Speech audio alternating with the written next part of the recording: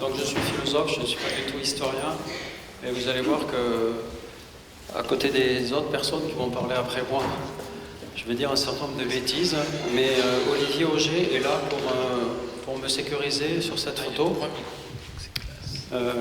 dont j'ai hérité, je dois dire, puisque j'en avais choisi une autre, et on m'a dit non, tu vas prendre celle-là. Alors c'est une bonne expérience, parce que finalement, c'est une expérience intéressante, parce que on en parlait avec Olivier tout à l'heure. Voilà, et je crois que c'est une photo qui est issue de ta collection, ouais, c'est ça. Et elle date de 1939, cette photo, donc c'est pas une photo justement, comme tu disais, issue du fonds des soldats américains 1942, c'est une photo qui date d'avant, de 1939. Donc avec mon fils qui est à Sciences Po, on a passé 2 week-ends à explorer l'histoire de la colonisation néerlandaise. Puisque en fait, on a plusieurs hypothèses sur cette photo. S'agit-il d'un marin, et apparemment oui, c'est bien un marin. S'agit-il d'un marin issu des Indes néerlandaises, puisque, comme vous savez, l'Indonésie ne va apparaître qu'après 1939, et que donc la question, même s'il y a une répression très forte du nationalisme à ce moment-là, l'invasion du Japon le 8 mars 1942 va mettre fin à cette colonisation néerlandaise. Donc on a une image qui date d'avant, 1942. Quel est le contexte de cette... Alors, à supposer que... Là, je demande à Olivier, à supposer que ce soit un marin néerlandais. S'agit-il d'un marin néerlandais qui serait basé, puisque la principale base, c'est la base de Surabaya, en Java oriental, qui est la deuxième ville d'Indonésie, qui était le port d'entrée, en fait, de cette colonisation. Et il faut savoir que, par exemple, en 1941, donc au moment de la guerre, on a environ 85 000 soldats issus de la colonisation, dont un tiers d'indigènes.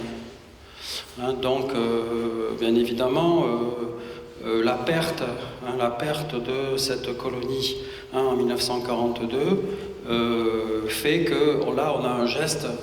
Alors, c'est aussi un des intérêts du livre, et bon, je l'ai déjà dit à Pascal et à Gilles, c'est que, et Nicolas d'ailleurs va prendre une image qu'on pourrait apparenter comme la même, puisque en réalité ce sont des gestes, on voit, où les hommes vont toucher le sein des femmes, comme vous voyez sur la photo.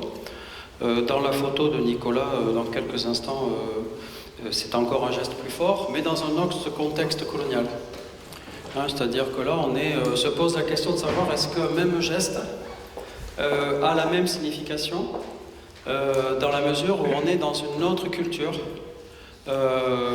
Voilà. S'agit-il, comme on en parlait avec Olivier ce matin, même en 1939, d'un geste rituel qui fait que tout marin, finalement, vient poser devant le photographe pour faire ce geste de mettre les mains sur les seins d'une femme. On pourra peut-être en discuter tout à l'heure. Alors malgré tout ça, malgré toutes ces incertitudes qui posent justement la question que je disais ce matin de la réception et de l'interprétation de photos qui sont quand même relativement, entre guillemets, anonymes, parce que là je suis confronté à une photo qui est relativement anonyme, on ne sait pas très bien qui fait la photo, même s'il y a un palmier qui est derrière, je peux faire une interprétation pour dire que oui, ils sont, etc. Mais il y a aussi beaucoup de photos dont on ne connaît pas forcément les auteurs, contrairement à celle que va présenter Nicolas dans quelques instants. Mais malgré tout, ce qui frappe dans cette photo, je ne sais pas si vous serez d'accord avec cette interprétation, c'est qu'il y a une relation entre les deux femmes. Et là, c'est une interprétation un peu anthropologique et philosophique. C'est-à-dire que si on regarde bien cette photo, ce sont deux femmes qui se ressemblent étrangement. C'est-à-dire qu'on pourrait penser, finalement, qu'à droite, on aurait la mère, et à gauche, on aurait la fille. Pourquoi? Parce qu'elles se ressemblent beaucoup. Elles ont, même si sans doute c'est des chaussures de l'époque, elles ont les mêmes chaussures, hein, elles ont les mêmes types de vêtements. Et finalement, si on partait sur cette interprétation, cette dissymétrie du geste, hein, entre le soldat qui met la main sur le sein de ce qui serait la mère, hein, et pas la main, hein, sur le sein de ce qui serait la fille, hein, on pourrait faire des interprétations, et je renvoie à nos amis anthropologues, hein, de l'HESS, hein, pour dire que peut-être, hein, la fille a un statut protégé, hein, par rapport sinon sa virginité, en tout cas peut-être le fait que la mère, elle, hein, est vraiment sacrifiée, hein, en tout cas du point de vue iconographique, puisque le geste, hein, violent n'est pas effectué par le soldat. Mais peut-être s'agit-il d'une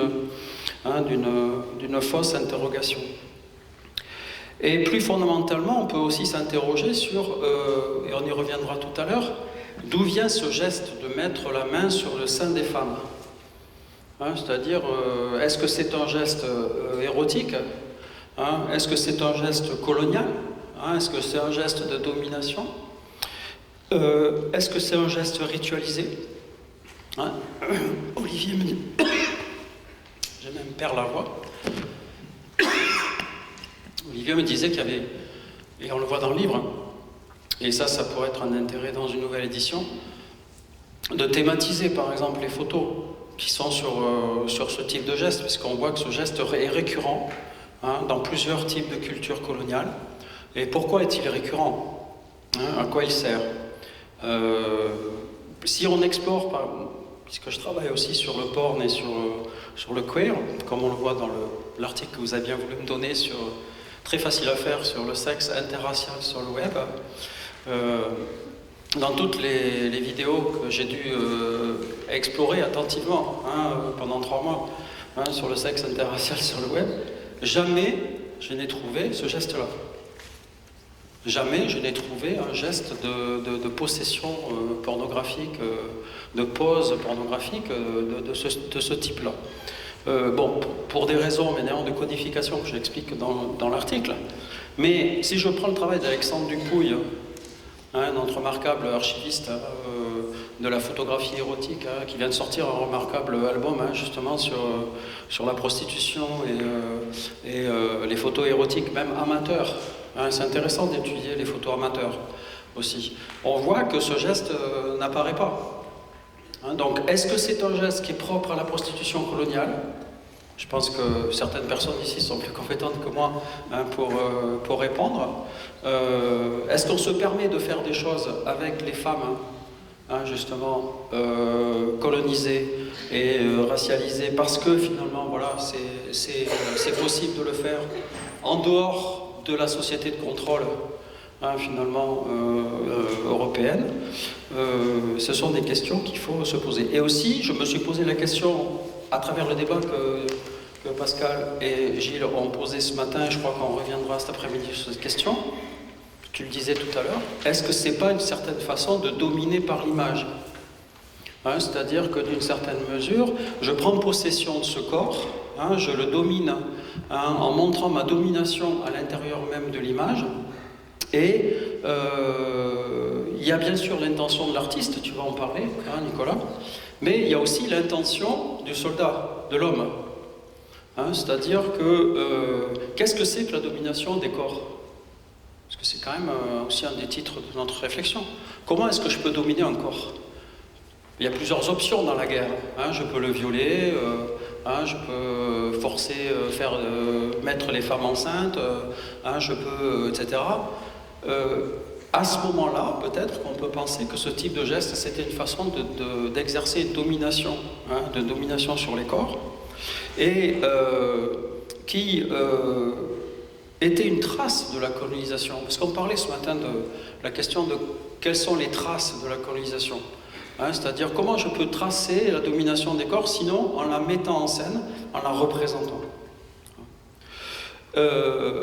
Là aussi, je voudrais relativiser mon propos en disant que là, nous sommes dans un contexte asiatique. Et tu le disais ce matin, Pascal, il reste beaucoup à faire encore sur cette région, malgré aussi ce que vous avez publié. et notamment la colonisation néerlandaise. Et là, je peux vous dire qu'avec mon fils, on a pas mal ramé, hein, on s'est tapé tous les moteurs de recherche anglo, pour voir des éléments. Il y a très peu d'historiens qui ont travaillé sur cette question-là, du point de vue de la colonisation hollandaise, alors que si vous avez des sources, on sera heureux de les posséder. Et aussi, je voudrais, pour terminer, attirer votre attention sur la question de l'intimité, hein, qui est une question qui avait été déjà abordée notamment par Georges dans la question de la démarcation dans l'histoire du corps. C'est que finalement, on a publicisé, on a à travers ces photos, des gestes qui relèvent du corps privé, qui relèvent de l'intimité. Et que donc la redéfinition coloniale entre qu'est-ce que c'est que l'intime, qu'est-ce que c'est que l'extime, qu'est-ce que c'est que le corps public, qu'est-ce que c'est que le corps privé. Parce que si ces gens-là font ça dans le corps public, je ne sais pas si vous voyez, ça c'est une image publique, on peut imaginer, finalement, si on parlait de fantasme, on peut imaginer qu'est-ce que c'est alors le corps privé. Parce que finalement, c'est un geste qu'on ferait éventuellement en privé, chez soi. Voilà, bon, dans les milliers de photos porn que je me suis tapé, même amateur, on est en train de préparer un numéro sur l'autoporn, avec figure de l'art. Les gens qui s'autopornent aujourd'hui sur Internet, sur les sites, ne font pas ce genre de choses. Et pourtant, là, ils sont vraiment chez eux à faire des images, etc.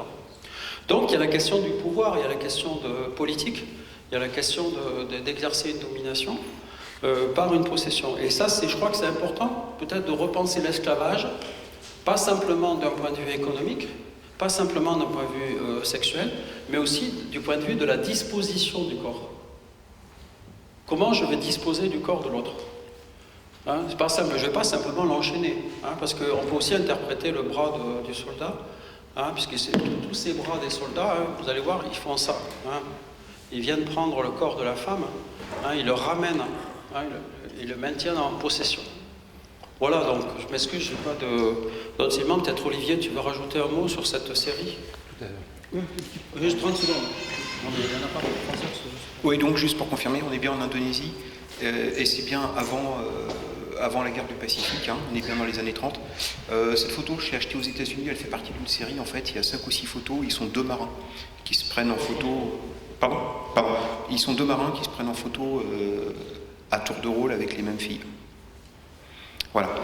Et c'est important, c'est bien avant le débarquement sur les plages, et ce que je t'expliquais ce midi, donc c'est très intéressant. Et oui, c'est un geste de position symbolique qu'ils étaient assez nombreux à faire. C'est pas forcément des prostituées, même si là je pense que si, quand même, vu les autres poses que j'ai dans la série, c'est manifestement des professionnels, elles se faisaient payer pour. C'est ça. Sinon, Alexandre est quelqu'un que je connais très bien, puisque j'ai aussi énormément de choses sur l'érotisme privé, on va dire. Merci. En France et ailleurs. Merci.